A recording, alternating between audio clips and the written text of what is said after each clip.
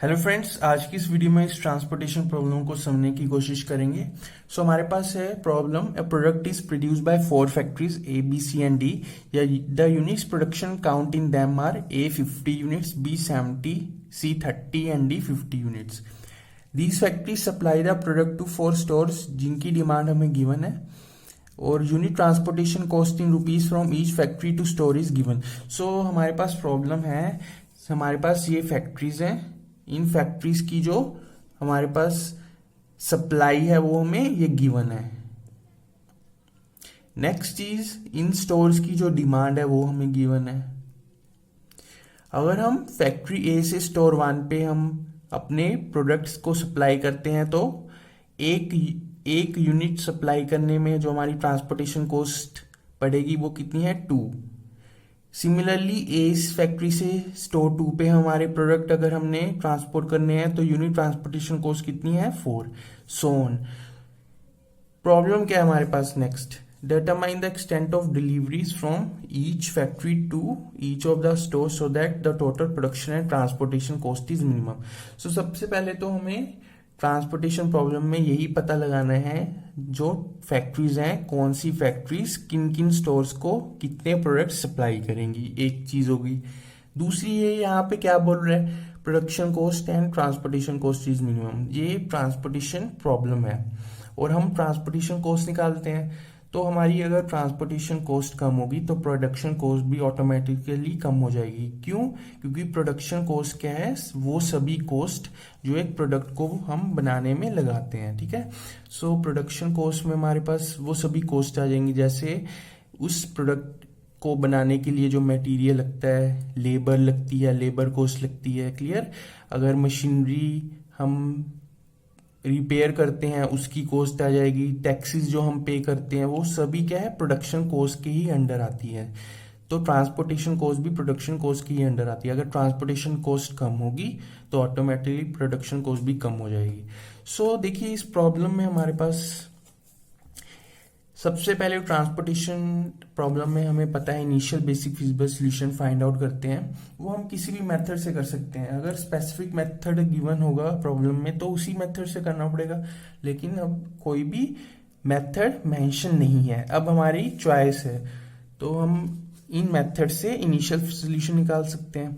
Initial basic feasible solution क्या है, initial solution to the transportation problem, clear. ये solution, initial solution जो हम इन मेथड से निकालेंगे वो ऑप्टिमल नहीं होता है। ऑप्टिमल का क्या मतलब है, बेस्ट पॉसिबल सोल्यूशन। तो ऑप्टिमैलिटी चेक करने के लिए ये दो मेथड्स हैं। तो सबसे पहले तो यही है, कौन से मेथड से इनिशियल बेसिक फिजिबल सॉल्यूशन निकाले। अगर हमें मेंशन नहीं होगा तो हम वह मेथड से निकालेंगे। ऐसा क्यों है, क्योंकि हमने एक ट्रांसपोर्टेशन प्रॉब्लम की थी जिससे उस ट्रांसपोर्टेशन प्रॉब्लम पे ये तीनों मेथड्स अप्लाई किए थे। क्या आए थे हमारे रिजल्ट्स, 102 ट्रांसपोर्टेशन कॉस्ट आई नॉर्थ वेस्ट से। लीस्ट कॉस्ट मेथड से कितनी आई थी, 83। वैम से कितनी आई, 80। सो सबसे मिनिमम ट्रांसपोर्टेशन कॉस्ट कितनी आई, वैम मेथड से। सो कौन सा मेथड बेस्ट है, वैम मेथड है। तो ये मेथड जो है बाकी मेथड से best initial basic feasible solution हमें प्रोवाइड करता है। अगर हमें ये best basic feasible solution provide कर रहा है तो ऑब्वियसली ये ऑप्टिमल सॉल्यूशन तक जल्दी हमें पहुंचाएगा। ये चीज क्लियर है। अप्लाई तो आप कोई भी कर दीजिए, कोई चक्कर नहीं, लेकिन जो हमारे पास जल्दी से हमें सॉल्यूशन तक लेके जाएगा वो क्या है, वैम मेथड। कहने का मतलब जो है, जो आइट्रेशन हम परफॉर्म करेंगे वो कम आइट्रेशन किसमें हम परफॉर्म कर सकेंगे, वैम मेथड में, क्लियर। क्योंकि ये ऑप्टिमल सॉल्यूशन के नजदीक है ये। उसके बाद हमारे पास ऑप्टिमैलिटी इन दो मेथड से चेक कर सकते हैं, स्टेपिंग स्टोन से कर लीजिए या मोदी मेथड से कर लीजिए। दोनों मेथड से ऑप्टिमल सॉल्यूशन निकलना है, ठीक है। सेम ही ऑप्टिमल सॉल्यूशन निकलेगा इन दोनों मेथड से। लेकिन प्रॉब्लम क्या है स्टेपिंग स्टोन में, वो क्या है, लेंदी प्रोसीजर है। हमें हर एक अनऑक्युपाइड सेल के लिए लूप फाइंड आउट करनी पड़ती थी, जैसे हमने प्रीवियस वीडियो में किया ही था स्टेपिंग स्टोन।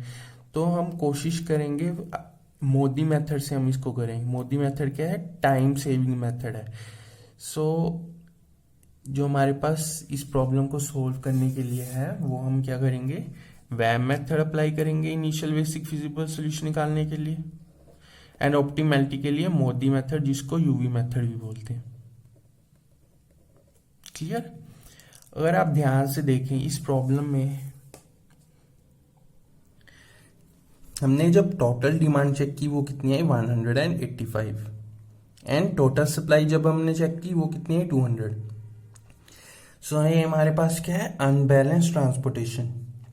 सो अनबैलेंस को हमने बैलेंस में कन्वर्ट करना पड़ेगा, क्योंकि बैलेंस्ड ट्रांसपोर्टेशन के लिए हमें पता है फिजिबल सोल्यूशन एग्जिस्ट करता है। सो अनबैलेंस को बैलेंस में कन्वर्ट करें, कैसे होगा? जो चीज हमारे पास कम है, क्या चीज कम है? डिमांड कम है। कितनी कम है? 15, क्योंकि सप्लाई क्या है 200, डिमांड है 185। सो इन दोनों का डिफरेंस जो है 15 कम है डिमांड। सो ये क्या है हमारे पास इन स्टोर्स की डिमांड, ये चीज क्या है हमारे पास कम। जब इनको प्लस कर रहे हैं तो ये कम आ रही है। कितनी आ रही है? 15 कम आ रही है। तो हम एक डमी डिमांड ऐड कर देंगे, यानी एक फिफ्थ स्टोर हम ऐड कर देंगे, डमी स्टोर, जिसकी डिमांड कितनी रख देंगे 15। और ट्रांसपोर्टेशन कॉस्ट ऑब्वियसली 0 क्योंकि वो एक्चुअल में एग्जिस्ट नहीं करता है। डमी का क्या मतलब है? जो एक्चुअल में एग्जिस्ट नहीं करता। सो ऑब्वियसली जो उसकी ट्रांसपोर्टेशन कॉस्ट होगी 0। ये हमें इसलिए करना पड़ा है क्योंकि हमें बैलेंस में कन्वर्ट करना है, और बैलेंस से ही हमारे पास सोल्यूशन निकल के आता है। तो इसको हम क्या करेंगे अब वैम मेथड से सोल्व करेंगे। सो हमारे पास क्या आ जाएगा, जब हमने अनबैलेंस को बैलेंस में कन्वर्ट किया, फिफ्थ स्टोर जिसकी जो डमी कॉलम ऐड कर दी, ट्रांसपोर्टेशन कॉस्ट जिसकी 0 है, एंड 15 क्या है जिसकी डिमांड है। क्लियर? ये प्रॉब्लम थी हमारी अनबैलेंस्ड। सो सोल्यूशन में सबसे पहले हमें बैलेंस में कन्वर्ट करना पड़ेगा। थोड़ा सा आप लिख सकते हैं, डिमांड टोटल 185 है, सप्लाई टोटल 200 है। So at dummy demand equals to 15 units having transportation cost 0। So सबसे पहले तो जब भी ट्रांसपोर्टेशन कॉस्ट आती है, total demand and total supply ही हमें चेक करनी है। बैलेंस का केस होगा तभी हम आगे प्रोसीड कर पाएंगे। इस केस में टोटल डिमांड कितनी आएगी? इनको प्लस किया 200, प्लस किया सप्लाई 200। सो ये बैलेंस में हमारे पास आ चुका है। सो बैलेंस के लिए फिजिबल सोल्यूशन एग्जिस्ट करता है। अब हम इसमें कोई भी मेथड अप्लाई कर सकते हैं, नॉर्थ वेस्ट, लीस्ट या फिर वैम। हम इस प्रॉब्लम को वैम से करेंगे। क्लियर? आप कोई भी initial basic feasible solution method apply कर सकते हैं, लेकिन मैं इसमें वैम अप्लाई कर रहा हूँ। सो इस पे पहले इनिशियल बेसिक फिजिबल सोल्यूशन निकालें वैम मेथड से। वैम मेथड क्या बोलता है? सबसे पहले पेनल्टीज फाइंड आउट कीजिए हर एक रो एंड हर एक कॉलम की। सो पेनल्टीज हमने निकालनी है। पेनल्टीज का क्या मतलब है? पर unit increase in transportation cost. कैसा क्या मतलब है इसका? अगर इस रो की बात करें, जो हमारे पास मिनिमम ट्रांसपोर्टेशन कॉस्ट है वो कितनी है? 0। सो मैं क्या चाहूंगा, जो मैं मिनिमम ट्रांसपोर्टेशन कॉस्ट है उस पर हम मैक्सिमम मैं एलोकेट कर दूं। क्लियर? मैक्सिमम एलोकेशन का क्या मतलब है? जो ए फैक्ट्री से फिफ्थ जो 5 स्टोर है वहां पे जो हमारे पास प्रोडक्ट है, इस पे मैं फिफ्थ स्टोर पे ज्यादा से ज्यादा भेजू, क्योंकि इसकी जो ट्रांसपोर्टेशन कॉस्ट है वो कम है। तो सपोज हमारे पास सप्लाई क्या है, पूरी यहाँ पे एलोकेट नहीं हो पाती। क्लियर? हमारी ये इस फिफ्थ स्टोर की जो है डिमांड फुलफिल हो जाती है और सप्लाई यहाँ पे बच जाती है। तो जो हमारे पास नेक्स्ट ट्रांसपोर्टेशन कॉस्ट है वो कितनी है? 2 है। 0 से आगे जो मिनिमम है वो 2 ही है। सो हमारे पास पहले 0 थी, अब क्या है 2। सो एक यूनिट के लिए कितनी ट्रांसपोर्टेशन कॉस्ट मेरी बढ़ जाएगी? 2। So per unit increase in transportation cost, वो हमारे पास क्या है? पेनल्टीज। सो पेनल्टीज कैसे निकालेंगे? मिनिमम नंबर फाइंड आउट कीजिए एंड नेक्स्ट मिनिमम जो कि 2 है इस रो के लिए। So second minimum minus minimum number is our penalty. So क्या आ जाएगी इस रो की? 2। ये चीज क्लियर है पेनल्टीज क्या होती है? नेक्स्ट इस रो की कैसे निकलेगी पेनल्टी? मिनिमम नंबर क्या है? 0। सेकंड मिनिमम नंबर क्या है? 5। सो 5 माइनस 0 इक्वल्स टू 5, जो कि इस रो की पेनल्टी आ जाएगी। थर्ड रो की निकाल सकते हैं। मिनिमम है 0, second minimum number is 3, so 3 minus 0 is 3, जो पेनल्टी आ जाएगी। क्या हमारे पास पेनल्टी 0 हो सकती है? हो सकती है बिल्कुल। अगर हमारे पास सपोज किसी रो में 1 1 आ जाए या 2 2 आ जाए, तो मिनिमम नंबर सपोज 2 ही है और उससे मिनिमम नहीं है। क्लियर? सो हमारे पास अगर 2 2 आ जाए तो फर्स्ट मिनिमम क्या आ जाएगा? 2 नंबर, सेकंड मिनिमम भी 2 होगा, सो 2 माइनस 2 उस रो की पेनल्टी 0 हो जाएगी। ठीक है, 0 पेनल्टी आ सकती है। ओके, नेक्स्ट इज इस रो की पेनल्टी मिनिमम है 0, सेकंड मिनिमम क्या है?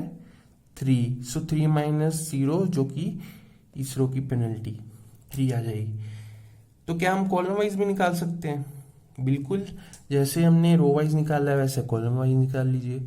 इस कॉलम में मिनिमम 2 है, सेकंड मिनिमम नंबर क्या है? 4, सो second minimum minus first minimum जो कि 2 है, 4 माइनस 2, इस कॉलम की पेनल्टी 2 आ जाएगी।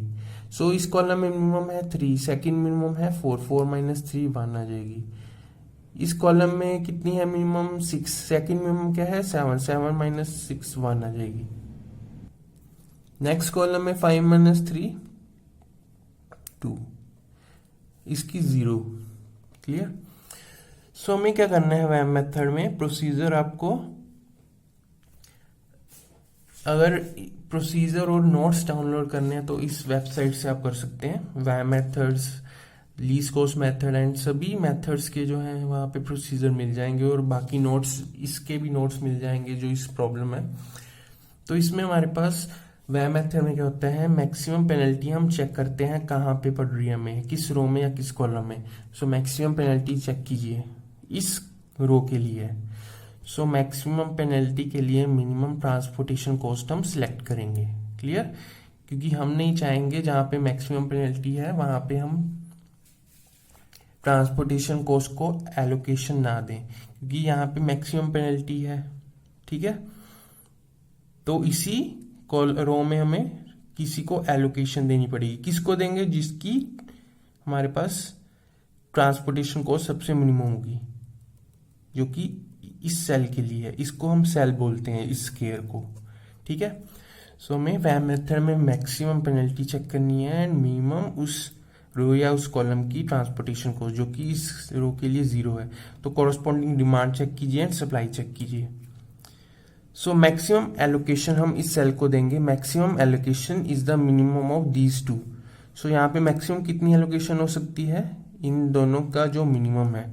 सो 15 हमारे पास मिनिमम है। क्लियर? सो 15 हो जाएगी 0, इसकी स्टोर की डिमांड होगी 0 क्योंकि 15 यहाँ पे एलोकेशन हमने दे दी। ठीक है, 70 माइनस 15 क्या होता है? 55। तो बी की जो हमारे पास अभी सप्लाई जो हमारे पास बची है वो क्या है? 55, क्योंकि 15 इसने यहाँ पे दे दी है इस सेल को। क्लियर? सो जो हो जाएगा 0, हमेशा याद रखिए उसको हम क्रॉस कर देंगे, कट कर देंगे। ठीक है, विद द लाइन। ये हमारे पास क्या है? 0 हो चुकी है डिमांड, तो इसको हम क्रॉस कर देंगे। ना ही अब इसकी पेनल्टीज निकालेंगे और ना ही बाकी रोज एंड कॉलम्स की पेनल्टी निकालते वक्त इस कॉलम को कंसीडर करेंगे। इतना क्लियर है? अब फिर से हमें पेनल्टीज निकालनी है, वही सेम मेथड, इसको आप भूल जाइए। इस रो की निकालनी है, मिनिमम है 2, सेकंड मिनिमम है 4, 4 माइनस 2, इस रो की पेनल्टी। इस रो की निकालनी है, कैसे है कि मिनिमम है 5, सेकंड मिनिमम क्या है? 7, 7 माइनस 2, मिनिमम है 3, 9, second minimum minus first minimum 6। तो इसी तरह से आपने हर एक रो एंड हर एक कॉलम की पेनल्टी निकालनी है। 4 माइनस 3 1। नेक्स्ट कॉलम वाइज निकालिए। कॉलम वाइज सेम ही रहेगी क्योंकि कोई भी यहाँ पे कैंसिल नहीं हुआ है। अब हमारे पास सभी पेनल्टीज आ चुकी हैं। चेक कीजिए मैक्सिमम पेनल्टी किस रो या किस कॉलम की है। सो मैक्सिमम पेनल्टी जो है यहाँ पे है इस रो की। सो मैक्सिमम पेनल्टी में मिनिमम ट्रांसपोर्टेशन कॉस्ट को आप सिलेक्ट कीजिए जो कि 3 है। कैंसल आउट को नहीं देखना है, क्रॉस वाले नंबर को नहीं देखना है। क्लियर? सो अब इस रो में क्या बचा? Minimum transportation 3। चेक कीजिए इसकी कॉरस्पॉन्डिंग डिमांड एंड सप्लाई। सो जो मैक्सिमम एलोकेशन यहाँ पे हो सकती है मिनिमम ऑफ दीज टू, क्या है मिनिमम? 30 या 35? सो 30 इज द मिनिमम ये हो जाएगा 0। 30 की स्टोर की डिमांड हो गई है फुलफिल, तो 5 ही अभी इसकी डिमांड बची है। सो जो हो जाएगा 0 उसको हम क्या कर देंगे, क्रॉस लाइन से कवर कर देंगे। क्लियर। अब इसकी क्या है, पेनल्टीज नहीं निकालेंगे और ना ही बाकी रोज एंड कॉलम की पेनल्टी निकालते वक्त इस रो को कंसीडर करेंगे, ना ही इस कॉलम को, ये पहले से क्रॉस है। फिर से हमें क्या है, पेनल्टीज निकालनी है रो एंड कॉलम की। सो इस रो के लिए कैसे निकलेगी, minimum number 2, second minimum 4, 4 - 2 penalty आ जाएगी। Minimum number 5, second minimum 7, 7 - 2। इस रो की फाइंड आउट करने की कोई जरूरत नहीं।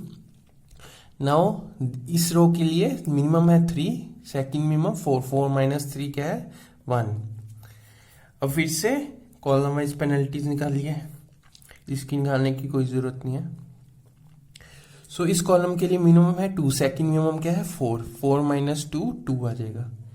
क्रॉस वाले को नहीं देखना है प्लीज। सो नेक्स्ट कॉलम के लिए मिनिमम है 4, सेकंड मिनिमम क्या है 6, 6 - 4 2। मिनिमम है 6, सेकंड मिनिमम 7, 7 - 1। देन मिनिमम है 3, सेकंड मिनिमम 5, 5 - 3 2। सो अब हमारे पास क्या है, पेनल्टीज हमें मैक्सिमम पेनल्टी सिलेक्ट करनी है।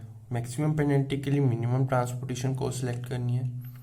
सो मैक्सिमम पेनल्टी जब हमने देखी, अब क्या है, पेनल्टीज में टाई हो चुका है, तो जिन रोज या कॉलम में टाई हुआ है पेनल्टीज में, वहां पे minimum transportation cost find out कीजिए।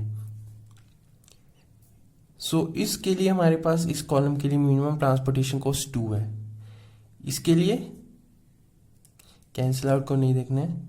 इसके लिए इस कॉलम के लिए 4, देन इसमें टाई हुआ है, मिनिमम क्या है 3, ठीक है 2 4 3। कॉलम में मिनिमम 2 आ रही है, ठीक है। अब रो वाइज भी करना पड़ेगा क्योंकि हमें यहाँ पे भी टाई मिल रहा है। तो इस रो में मिनिमम क्या है 2, इस रो में मिनिमम क्या है 5। सो अगर आप ध्यान से देखें, जो मिनिमम में आ रही है हमारे पास 2 आ रही है।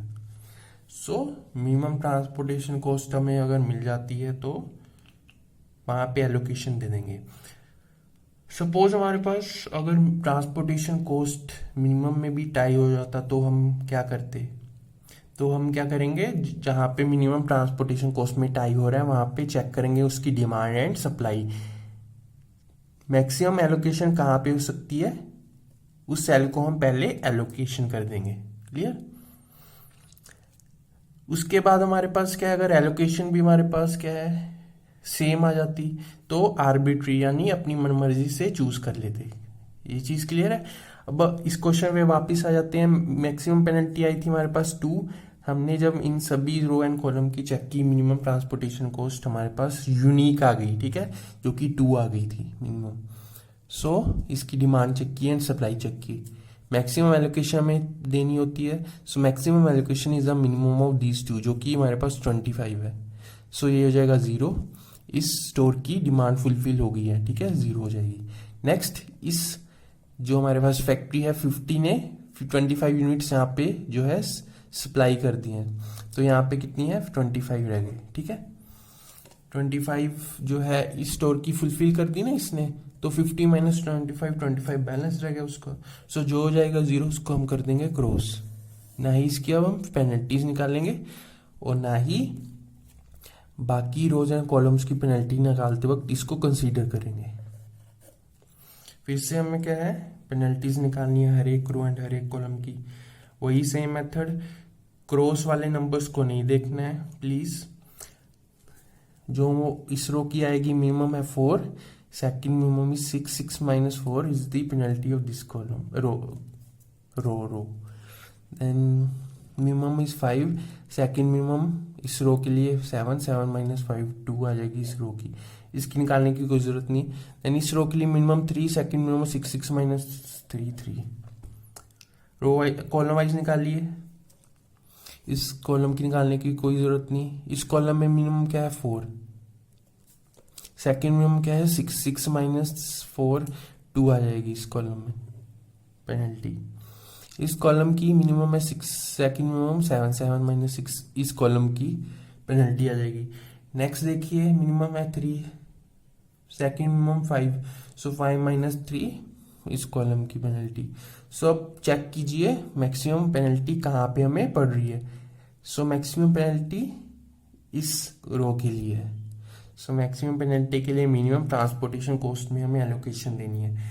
कहाँ पे है मिनिमम 3 है यहाँ पे, ठीक है। इस रो में मैक्सिमम पेनल्टी आई थी जिसकी मिनिमम ट्रांसपोर्टेशन कॉस्ट 3 है। सो डिमांड चेक कीजिए एंड सप्लाई चेक कीजिए। मैक्सिमम एलोकेशन यहाँ पे कितनी हो सकती है सेल में, मिनिमम ऑफ दीज टू जो कि 20 है मिनिमम।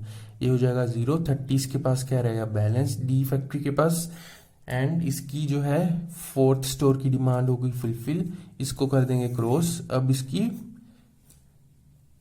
पेनल्टीज निकालने की कोई जरूरत नहीं है, यहाँ पे क्रॉस हो रहा है, कहीं पे भी पेनल्टी नहीं निकालनी। सो निकाल लीजिए फिर से रो वाइज पेनल्टी क्या आ जाएगी, 2 ही तो नंबर रह गए इस रो में, ये तो 6 माइनस 4 2। देन इस रो में 2 ही तो नंबर बचे 1, इसकी निकालने की कोई जरूरत नहीं, इसमें 2 आ जाएगी। कॉलम वाइज देखिए, सो इस कॉलम में अभी हमारे पास 2 से ज्यादा नंबर है, तो मिनिमम फिर से चेक कीजिए 4, सेकंड मिनिमम 6, सो 6 माइनस 4 इस कॉलम की पेनल्टी। इस कॉलम में मिनिमम है 6, सेकंड मिनिमम है 7, 7 माइनस 6, बाकी कॉलम्स की निकालने की कोई जरूरत नहीं। अब चेक कीजिए मैक्सिमम पेनल्टी किस रो या किस कॉलम की है। सो अब फिर से यहाँ पे टाई हो रहा है 3 जगह, यहाँ पे टाई हो रहा है, वहां पे minimum transportation cost find out कीजिए, ठीक है। तो इस कॉलम में हमारे पास मिनिमम कितनी है 4 है, कैंसिल आउट को नहीं देखना है, इस कॉलम में 4 है। देन टाई कहाँ पे हो रहा है, यहाँ पे इस रो में चेक कीजिए मिनिमम क्या है 4, यहाँ पे टाई हो रहा है, यहाँ पे मिनिमम ट्रांसपोर्टेशन कॉस्ट 6, तो जो हमारे पास मिनिमम ट्रांसपोर्टेशन कॉस्ट आ रही है वो 4 आ रही है अब, ठीक है। सो ये वाले सेल पे हमें एलोकेशन देनी है। चेक कीजिए डिमांड जो कि 5 है एंड सप्लाई जो कि 25 है। सो मैक्सिमम एलोकेशन हमने देनी है सेल पे, maximum allocation is the minimum of these to.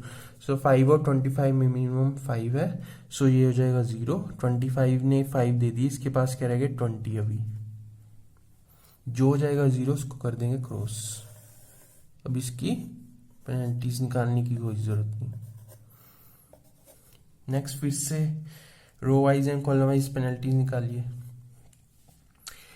तो अब आप ध्यान से देखिए इस रो में एक ही नंबर बचा है, तो इस रो की नहीं निकाल सकते पेनल्टी, क्योंकि पेनल्टी क्या होता है second minimum minus first minimum, तो इस रो में तो एक ही नंबर बचा है, तो इसकी अब नहीं निकाल सकते। यहाँ पे भी एक ही नंबर बचा है, इसकी पहले से क्रॉस है, एक नंबर बचा है, ये नहीं निकाल सकते। अब सिर्फ यही कॉलम बची, ठीक है। सो जब हमारे पास ऐसा हो जाए जहाँ पे एक कॉलम या एक रो बच जाए, तो हम क्या करेंगे लीस्ट कॉस्ट मेथड अप्लाई कर देंगे। लीस्ट कॉस्ट मेथड क्या होता है, जहाँ पे मिनिमम ट्रांसपोर्टेशन कॉस्ट है वहां से आप एलोकेशन स्टार्ट करें। सो इस कॉलम में मिनिमम ट्रांसपोर्टेशन कॉस्ट जो है क्या है 6 है, अब यहाँ से एलोकेशन स्टार्ट करनी है। डिमांड चेक कीजिए एंड सप्लाई चेक कीजिए। Maximum allocation is the minimum of these to, क्या है 20। सो ये 20 क्या हो गया 0, 20 इस स्टोर की डिमांड फुलफिल होगी, सो 105 माइनस 20 इसके पास क्या रहेगा 85। अब इसकी फुलफिल करनी है डिमांड, जो हो जाएगा 0 उसको हम क्या कर देंगे क्रॉस, ये हो गया ना 0। अब ए के पास कोई यूनिट्स जो है सप्लाई करने के लिए नहीं बचा, 0 हो गया।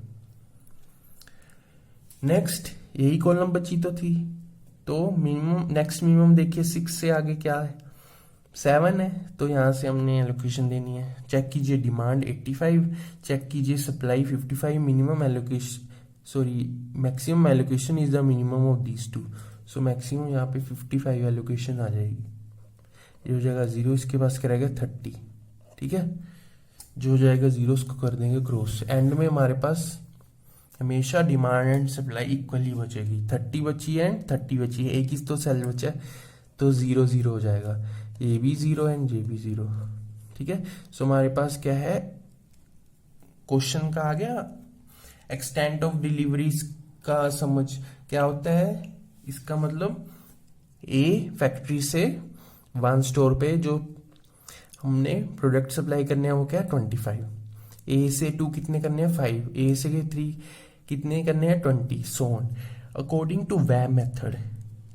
क्लियर है, ये वैम मेथड के अकॉर्डिंग है। अगर नॉर्थ वेस्ट कॉर्नर के अकॉर्डिंग करेंगे जो एलोकेशन है वो डिफरेंट हो सकती है बिल्कुल। देन ट्रांसपोर्टेशन कॉस्ट निकालनी है वैम मेथड के अकॉर्डिंग। क्या होती है ट्रांसपोर्टेशन कॉस्ट, कैसे निकलेगी, per unit transportation cost into number of units. ये एक यूनिट के लिए ट्रांसपोर्टेशन कॉस्ट, अब हम 25 यूनिट्स क्या है ट्रांसपोर्ट कर रहे हैं, सो इन दोनों का प्रोडक्ट हो जाएगा इस सेल के लिए, तो 50 हो जाएगी ट्रांसपोर्टेशन कॉस्ट। लेकिन ये तो इस सेल की बात हुई, हम टोटल बोल रहे हैं, सो टोटल क्या है, यानी इन सभी सेल्स में जहां पे एलोकेशन है इनका प्रोडक्ट करके आप सम कीजिए, वो है total transportation cost according to VAM method. ठीक है, इनको हम ऑक्यूपाइड सेल्स भी बोलते हैं या एलोकेटेड सेल, जहां पे एलोकेशन है, जहां पे नहीं है वो क्या है अनएलोकेटेड या अनऑक्यूपाइड सेल्स। अब total transportation cost find out कीजिए। सो हमारे पास ट्रांसपोर्टेशन कॉस्ट कितनी आ गई 965 अकॉर्डिंग टू वैम। अब हमें ये चेक करना है ऑप्टिमल है ट्रांसपोर्टेशन कॉस्ट या नहीं, तो वही अगेन स्टेपिंग स्टोन अप्लाई कीजिए, मोदी मेथड अप्लाई कीजिए, कोई फर्क नहीं पड़ता, क्योंकि क्वेश्चन में कोई कुछ नहीं गिवन, किसी से भी आप कर सकते हैं, अगर स्पेसिफिक मेंशन होगा तो उसी से ही करना पड़ेगा। तो हम मोदी मेथड अप्लाई करेंगे, अब कैसे करेंगे उसके लिए अब हम देखते हैं। सो हमारे पास जो एलोकेशन आई थी वैम मेथड से, क्या मैं इसको यहाँ पे इस तरह से लिख सकता हूँ, क्लियर, यहाँ पे जो एलोकेशन आई थी यहीं पे टेबल बना लिया इसका, यहाँ पे अब हमने मोदी मेथड अप्लाई करना है जिसको यूवी मेथड भी बोलते हैं। एक बार उसका प्रोसीजर देख लेते हैं, इजी हो जाएगा। क्या बोलता है प्रोसीजर, टेस्ट फॉर ऑप्टिमैलिटी। इसका क्या मतलब है इस, अब हम मोदी मेथड अप्लाई कर रहे हैं, अब इसकी ऑप्टिमल सोल्यूशन है या नहीं वो चेक करने में। तो ये मेथड हमारे पास क्या है,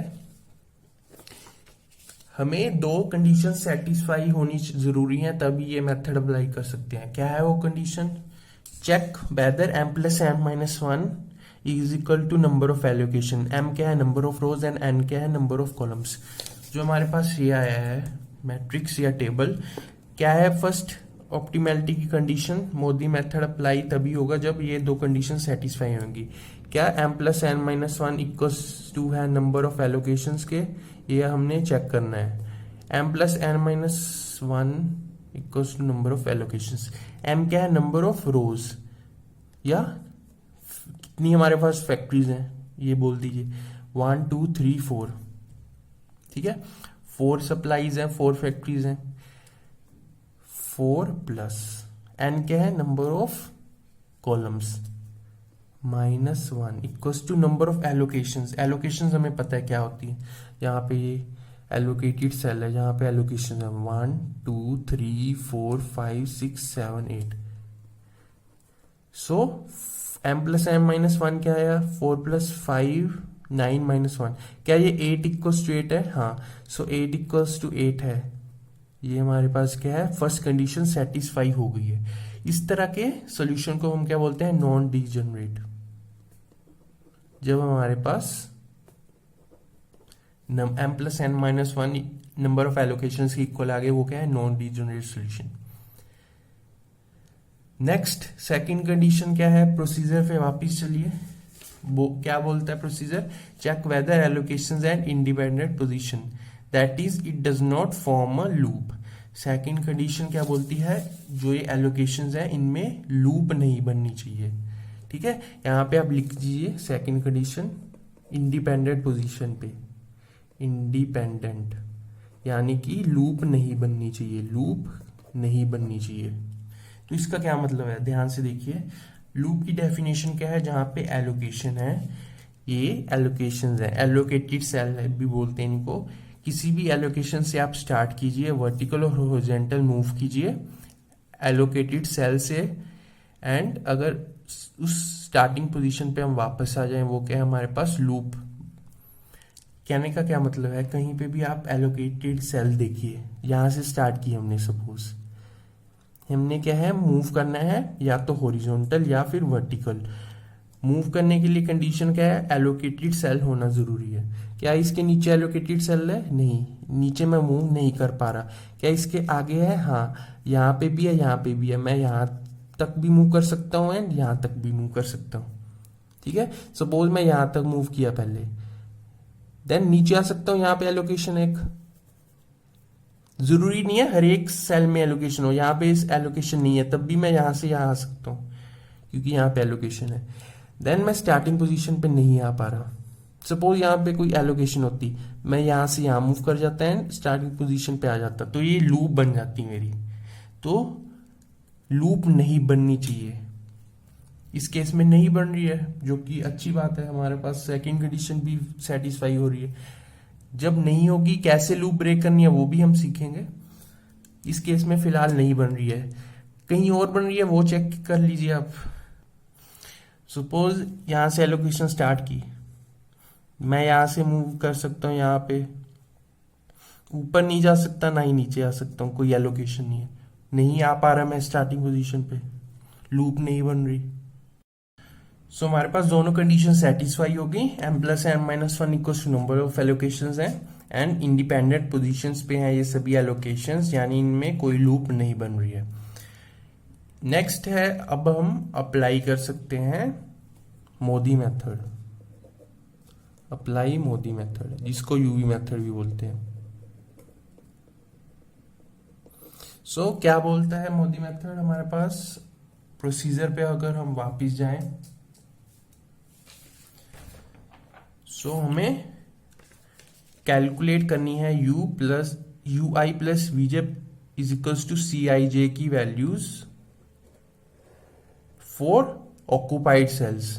take u1 equals to 0, u values along row and v values along column wise. इसका क्या मतलब है, देखिए सबसे पहले तो हमें एक चीज u plus v equals to c find out करना है, you I plus v j is equals to C I j for occupied cells, ये उसने बोला है ऑक्यूपाइड सेल्स।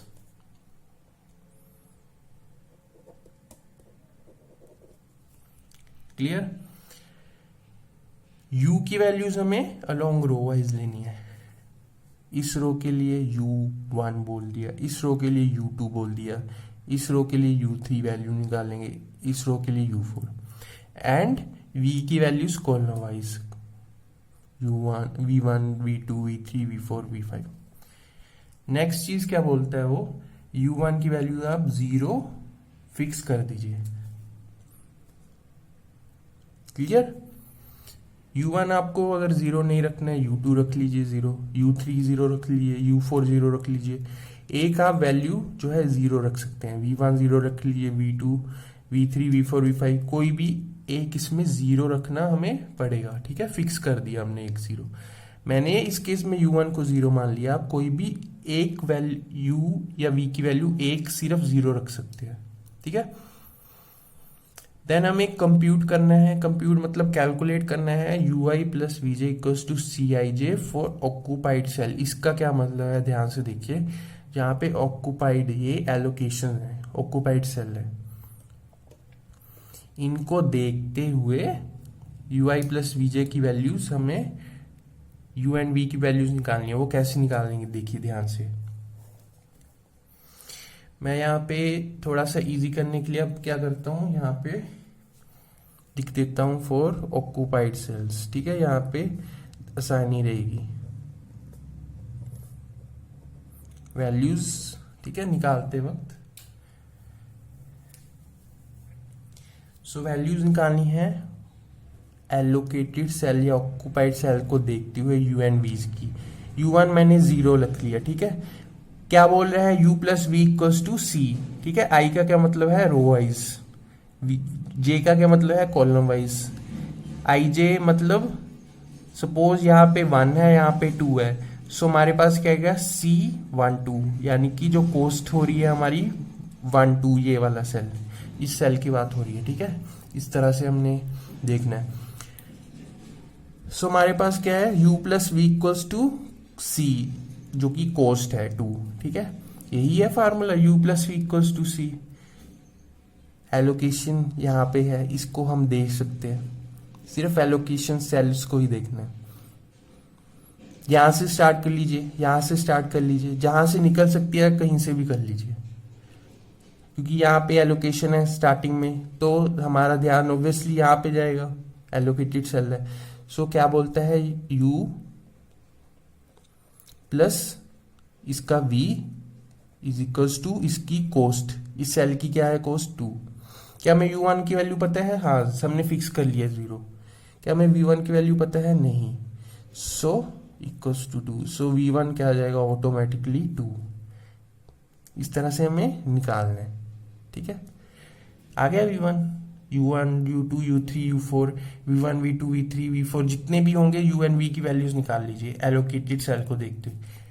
क्या मैं यहां पे निकाल सकता हूं, बिल्कुल निकाल सकता हूं, क्योंकि u प्लस इसका v इक्वल्स टू इसकी कोस्ट, यानी कि u1 प्लस इसका v2 इज इक्वल्स टू इसकी कोस्ट, जो कि 4 है। क्या u1 पता है, 0 है। v2 नहीं पता, क्या आ जाएगा, v2 क्या आ जाएगा 4 ऑब्वियसली। नेक्स्ट एलोकेटेड सेल देखिए, यहां पे है एक, इसका u और इसका v, u1 plus v3 is equals to इस सेल की कोस्ट जो कि 6 है। क्या u1 पता है, 0 है। सो ऑटोमेटिकली हमारे पास v3 क्या आ जाएगा, 6, ठीक है। सो v3 हमारे पास क्या आ गया, 6। ये चीज आ रही है समझ। अब इस सेल के लिए हमने नहीं देखना है, क्योंकि एलोकेटेड सेल ही हमें देखना है, ठीक है। यहां से आप v4 v5 की वैल्यू नहीं निकाल सकते। नेक्स्ट एलोकेशन देखिए, यहाँ पे है। क्या यहाँ पे मैं v की वैल्यू तो इसकी पता है, इसकी u2 की वैल्यू निकाल सकता हूँ, हाँ निकाल सकता हूँ। कैसे, क्योंकि इस सेल के लिए u प्लस v मेरा क्या है, कोस्ट, जो कि 7 के इक्वल है। क्या आ जाएगा, u2 plus v3, u2 plus v3 इसकी कोस्ट जो कि 7 है। u2 मुझे नहीं पता है, v3 मुझे पता है लेकिन 6 है। So u2 plus 6 is equal to 7। क्या u2 आ जाएगा, u2 क्या आ जाएगा, 7 माइनस 6, u2 आ गया 1, निकल गई value.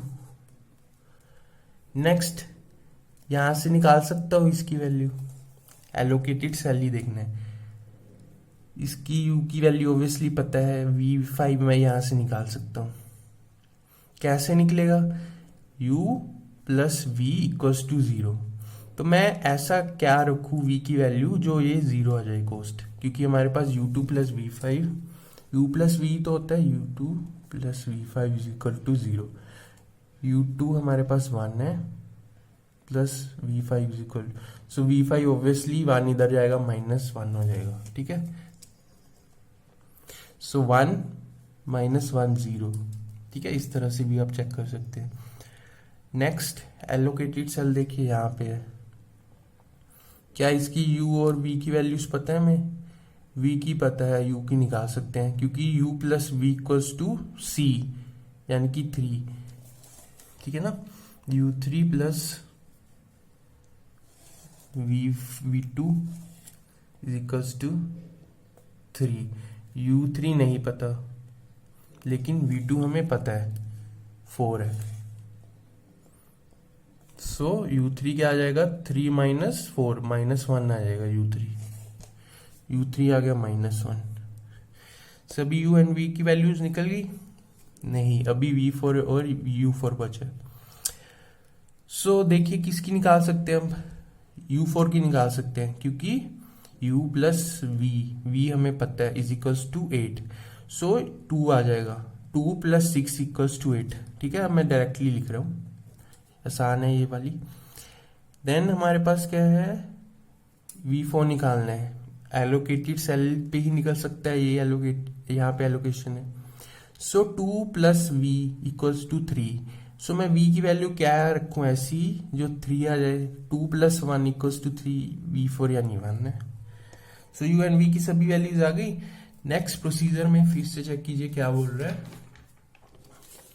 Calculate Cij minus ui plus vj for unoccupied cells. अब हमने क्या है Cij minus ui plus vj unoccupied cell के लिए फाइंड आउट करना है।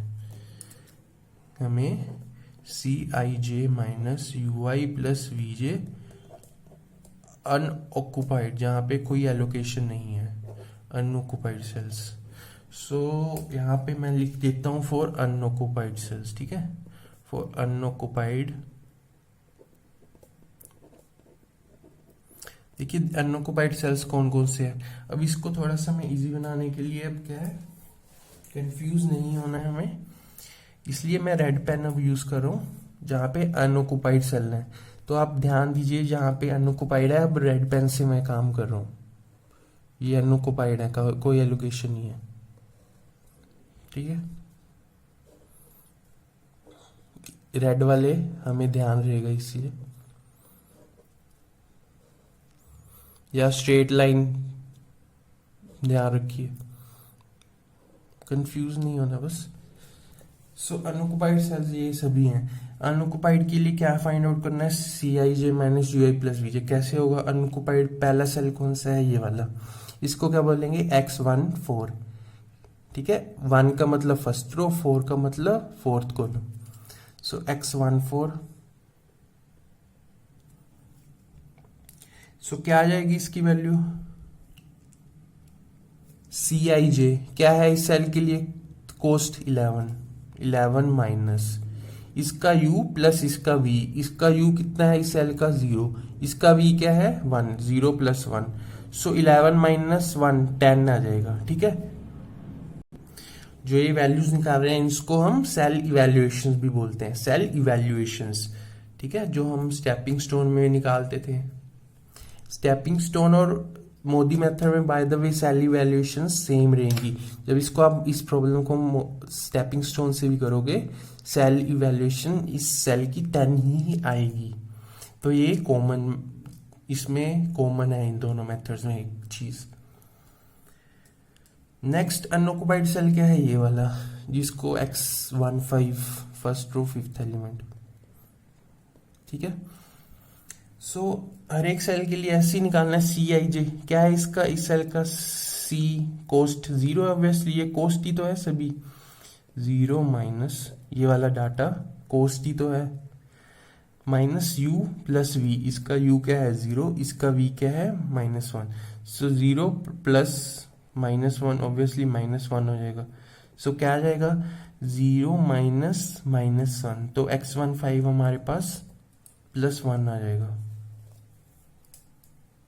यहाँ पे +1। नेक्स्ट अनऑक्युपाइड देखिए, ये वाला x21 second row first column. So इसका हमें निकालना है Cij जो कि 10 है, माइनस इसका u प्लस इसका v कोरस्पॉन्डिंग। सो 1 + 2 हमारे पास 3 हो जाएगा। सो 10 माइनस 3 हमारे पास 7 आ जाएगा। वैसे इस सेल के लिए x22 बोलते हैं इसको, second row second column, 8 minus इसका u प्लस इसका v जो कि 5 आ जाएगा। 8 minus 5 obviously 3।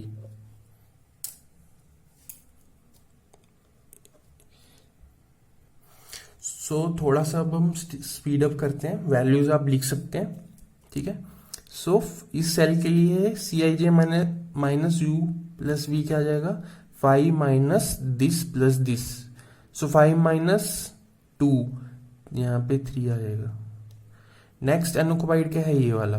So 13 minus this plus this, तो ये +1 आ जाएगा। 13 माइनस 1 12 आ जाएगा। ये चीज क्लियर है। सो इस सेल के लिए 9 माइनस इसका u प्लस इसका v। सो 6 माइनस 1 5। सो 9 माइनस 5 क्या आ जाएगा 4। नेक्स्ट देखिए 12 माइनस दिस प्लस दिस, दोनों का प्लस क्या है 0, सो 12 माइनस 0 12 आ जाएगा। अब इस अनऑक्युपाइड के लिए 0 minus this plus this, so 0 minus 2, सो +2 आ जाएगा। ठीक है ना, 0 माइनस 2, सो +2 बन जाएगा। नेक्स्ट अनऑक्युपाइड क्या है, ये वाला, सो 4 माइनस इसका u प्लस इसका v, सो 4 माइनस इन दोनों का सम 4, 0 ही आ जाएगा। देन इसके लिए 6 minus this plus this, 6 minus 6, 0 ही आ जाएगा। इस सेल के लिए अब ध्यान से देखिए, 0 माइनस दिस प्लस दिस क्या आ जाएगा, 0 माइनस 1, सो -1। सेल इवैल्यूएशंस आ गई सभी सेल्स के लिए, अनऑक्युपाइड आ गई है। नेक्स्ट प्रोसीजर हमें फिर से आना पड़ेगा वापस। क्या कह रहे हैं, अगर हमारे पास सभी Cij minus ui plus vj greater then और इक्वल टू 0 आ जाए, हमारे पास ऑप्टिमल सोल्यूशन आ जाएगा। फिर हमें प्रोसीजर को आगे बढ़ाने की कोई जरूरत नहीं है। क्या हमारे पास सभी Cij minus ui plus vj unoccupied के लिए ग्रेटर देन या इक्वल टू 0 आ गई है? ग्रेटर देन आ गई है, ये भी आ गया ग्रेटर देन, ये अनऑक्युपाइड है रेड वाले। सभी यहां तक तो आ गए हैं, 0 तक सभी ग्रेटर है, लेकिन ये माइनस में चला गया, यानी ऑप्टिमल सॉल्यूशन यहाँ नहीं आया। हमें फिर से जो है प्रोसेस को फर्दर करना ही पड़ेगा। क्या कह रहा है आगे, मोस्ट नेगेटिव वैल्यू एंटर्स। इसका क्या मतलब है, यहाँ पे अब हम ये जो सेल है अब हम एंटर करवा देंगे, क्योंकि ये है वैल्यू नेगेटिव में। हमें या तो सभी ग्रेटर देन या इक्वल टू 0 चाहिए, ये ऑप्टिमलिटी कंडीशन है, लेकिन यहाँ पे ग्रेटर देन इक्वल टू नहीं आया। ये सेल क्या है, अब एंटर हो जाएगा।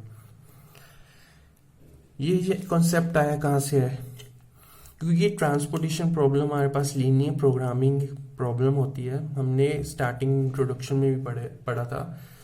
सो सिंप्लेक्स मेथड हम लीनियर प्रोग्रामिंग में पढ़ते थे।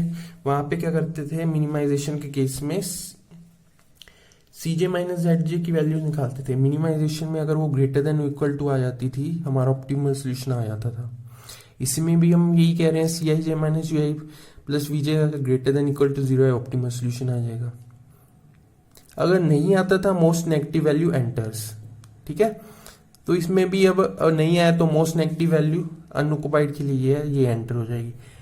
यानी अब हमारे पास क्या है, ये वैल्यू में अब एलोकेशन हमने देनी है, कितनी देनी है अब हम वो चेक करेंगे।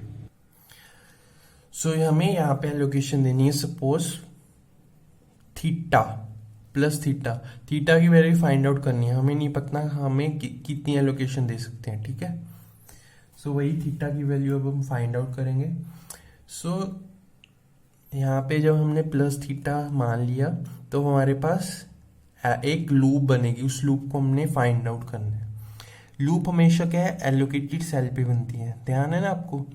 सो जब हम मूव करेंगे, अब एलोकेटेड सेल पे ही मूव करेंगे। सो यहाँ से मैं यहाँ मूव कर सकता हूँ, ब्लू वाले एलोकेटेड सेल है, ध्यान रखिए। यहाँ से मैं यहाँ मूव कर सकता हूँ, लेकिन ऊपर मैं नहीं जा सकता, वापिस नहीं आ पा रहा। यहाँ से मैं यहाँ मूव कर सकता हूँ, यहाँ पे एलोकेशन है ऑब्वियसली। देन यहाँ से ऊपर यहाँ पे एलोकेशन है, यहाँ पे एलोकेशन है, एंड वापिस मैं स्टार्टिंग पोजीशन पे आ गया। ये लूप बोलते हैं इसको। स्टार्टिंग पोजीशन में अगर मैं आ जाऊँ एलोकेटेड सेल पे मूव करके, यहाँ पे प्लस थीटा, यहाँ पे माइनस थीटा, यहाँ पे प्लस थीटा, देन नेक्स्ट क्या हो जाएगा, माइनस थीटा। ऐसा क्यों करते हैं हम, क्योंकि हमें सप्लाई एंड डिमांड कंस्ट्रेंट्स को सेटिस्फाई करना है। इसका क्या मतलब है, अगर यहाँ पे एलोकेशन दे रहे हैं प्लस में, कुछ एलोकेशन दे रहे हैं इस सेल में, तो ऑब्वियसली इस रो में कुछ कम होगा। ऐसा तो नहीं है इसकी सप्लाई हम बढ़ा देंगे या इसकी डिमांड हम कम कर देंगे। वैसे ही यहाँ पे हम प्लस कर रहे हैं तो इस कॉलम में कुछ कम होगा। कितना कम होगा, जितना यहाँ पे बढ़ाएंगे। अभी हमें नहीं पता कितना बढ़ रही है, थीटा की वैल्यू हम निकाल रहे हैं ना, अभी नहीं पता क्या है। So plus theta minus theta का कंसेप्ट आ गया सप्लाई एंड डिमांड कंस्ट्रेंट को सेटिस्फाई करने के लिए। नेक्स्ट हमारे पास क्या है, थीटा की वैल्यू वही निकलेगी जहाँ पे लूप बन रही है, उनमें से हमें माइनस थीटा वाले सेल्स देखने हैं। यहाँ पे प्लस थीटा, यहाँ पे प्लस थीटा, ये वाले सेल्स को भूल जाइए। इस लूप में सिर्फ यही दो सेल्स हैं जहाँ पे माइनस थीटा है ना। सो इन दो सेल्स में देखिए मिनिमम एलोकेशन कहाँ पे है। इस सेल के लिए कितनी है 30, इस सेल के लिए एलोकेशन कितनी है 15। सो मिनिमम एलोकेशन हमारे पास क्या है, थीटा की वैल्यू बन जाएगी, थीटा यानी 15 आ गया। ये चीज आ रही है आपको समझ। यहाँ पे यानी नेक्स्ट टेबल में इसको +15 यहाँ पे एलोकेशन दे देंगे, यहाँ पे 30 माइनस 15 हो जाएगा क्योंकि 30 माइनस थीटा है। सो 30 माइनस 15 15 रह जाएगी एलोकेशन। ठीक है, अब यहाँ पे 15 हमारे पास कम हो रही है तो ऑब्वियसली इस कॉलम में 15 बढ़ेगी। कहाँ पे बढ़ेगी, जो सेल इस लूप में आ रहा है यहाँ पे plus theta, 55 plus theta 55 plus 15 यानी कि 70। नेक्स्ट एक टेबल बनेगा ना जहाँ पे, वैसे यहाँ पे 15 माइनस थीटा, 15 माइनस 15 0 हो जाएगा। तो हम देखते हैं जो नेक्स्ट टेबल बनेगा वो कैसा बनेगा, क्या उससे ट्रांसपोर्टेशन कॉस्ट कम आई। सो हमारे पास जो है टेबल ये आ जाएगा, आइट्रेशन 1, इसको आइट्रेशन 1 बोल दीजिए जो हमने परफॉर्म की है। ये वाले सेल्स तो यहाँ पे एलोकेशन थी सेम ही रहेंगे, सिर्फ लूप वालों में चेंज आएगा। सो यहाँ पे 55 प्लस 15, थीटा की वैल्यू 15 है क्योंकि 70 आ जाएगा। यहाँ पे हट जाएगी एलोकेशन, यहाँ पे 15 रह जाएगा, यहाँ पे 15 आ जाएगी अनएलोकेटेड। 70 यहाँ पे एलोकेशन हट गई, 15 आ गया, 30 था पहले, एंड यहाँ पे कोई एलोकेशन नहीं थी, 15 एलोकेशन यहाँ पे आ गई। क्या ट्रांसपोर्टेशन कॉस्ट हमारी थोड़ी सी डिक्रीज हुई या वही हुई या इंक्रीज हुई? तो कैसे फाइंड आउट करेंगे, वही सेम प्रोसीजर, इसको मल्टीप्लाई करना है सभी एलोकेशन को एंड ऐड कर देना है। क्या आ जाएगी 950। क्या हमारी ट्रांसपोर्टेशन कॉस्ट इंप्रूव हुई? हाँ, पहले से हमारे पास मिनिमम डिक्रीज तो हो गई है, मिनिमम उससे तो मिनिमम आ चुकी है। कितनी थी पहले याद है आपको? 965। अब कितनी आ जाएगी 950। सो अगेन वही procedure same, u plus v equals to c, u I plus v j equals to C i occupied cells के लिए। जो हमारे पास ये आइट्रेशन 1 करने के बाद टेबल आया है, अब आइट्रेशन 2 परफॉर्म करना है, सेम वही फॉर्मूलेज हमें यूज करने हैं एंड ऑक्यूपाइड सेल को देखते हुए u1 u2 u3 सभी इसकी वैल्यू निकालनी है। इसमें से आप एक 0 रख सकते हैं, सपोज मैंने u1 0 रख लिया, ठीक है। देन यहाँ पे एलोकेशन है, वही सेम प्रोसीजर फॉलो करिए, u plus we equals to 2। So मैं क्या रखूँ, v की वैल्यू जो 2 आ जाए, 0 plus 2 is equals to 2, v1 obviously जो आ जाएगा 2, ठीक है। नेक्स्ट एलोकेशन देखिए यहाँ पे है, इसका u क्या है 0, इसका v फाइंड आउट करना है। एक चीज पता है तो दूसरी चीज फाइंड आउट हो सकती है। u1 plus v2 is equals to c होता है हमारे पास, ठीक है ना। So u1 plus v2 equals to c जो कि 4 है। सो u1 हमारे पास 0 है, v2 हमारे पास ऑब्वियसली 4 आ जाएगा, ठीक है। नेक्स्ट एलोकेशन यहाँ पे है, so u plus we equals to 6, u 0 है तो मैं ऐसा क्या रखूँ जो कॉस्ट मेरी 6 आ जाए, तो v3 6 आ जाएगा, 0 plus 6 equals to 6। Next allocation देखिए कहाँ पे है, यहाँ पे इसका u2 फाइंड आउट करना है, v पहले से पता है। सो क्या आ जाएगा हमारे पास, u2 plus v3 equals to 7, u plus v equals to cost होता है ना, u2 नहीं पता, v3 6 है। सो u2 आ जाएगा हमारे पास 7 माइनस 6 जो कि u2 हमारे पास क्या आ जाएगा 1। सो u2 यहाँ पे 1 आ जाएगा। हर वैल्यूज आप इसी तरह से फाइंड आउट कीजिए। यहाँ पे एलोकेशन है u plus we equals to 3, so मैं ऐसा क्या रखूँ u3 की वैल्यू जो हमारे पास 3 आ जाए, -1 + 4 = 3, -1। नहीं समझ आया यहाँ से, ऐसा देख लीजिए u3 एलोकेटेड सेल के लिए u3 + v2 = कोस्ट जो कि 3 है। देन u3 नहीं पता, v2 क्या है 4 = 3, सो u3 क्या आ जाएगा 3 - 4, ऑब्वियसली -1, u3 आ जाएगा -1, 3 - 4 -1। नेक्स्ट u4 निकालिए, यहां से निकल जाएगा 2 + 6 = 8, 2 + 6 = 8, ठीक है ना, 2 आ जाएगा। देन v4 निकाल सकते हैं, इजी है ये भी, 2 + 1 = 3, यहाँ पे 1 आ जाएगा। देन यहाँ पे मैं 0 कैसे बनाऊं, यहाँ पे एलोकेशन है, यहाँ पे इसका u कितना है 2, v नहीं पता, सो 2 - 2 = 0, सो -2 हो सकती है v5 की वैल्यू, जिससे कोस्ट 0 आ जाएगी, ठीक है ना। u + v = c होता है, सो 2 + -2 -2 हो जाएगा, 2 - 2 0। नेक्स्ट अब v1 v2 v3 v4 सभी वैल्यूज आ गई हैं। देन हमें नेक्स्ट स्टेप क्या करना है, Cij - ui + vj find out करना है फॉर अनऑक्युपाइड सेल्स जहाँ पे एलोकेशन नहीं है, ठीक है, ये वाले सभी। तो यहाँ पे हमने फाइंड आउट करना है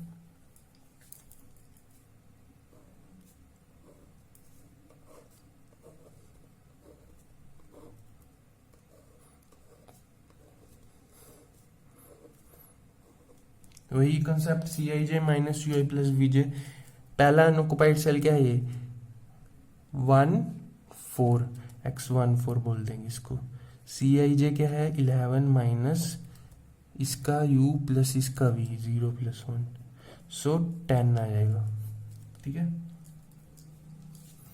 वैसे ही 0 माइनस इसका u + इसका v, 0 माइनस -2 + 2 हो जाएगा, क्लियर। अब नेक्स्ट निकालिए इसका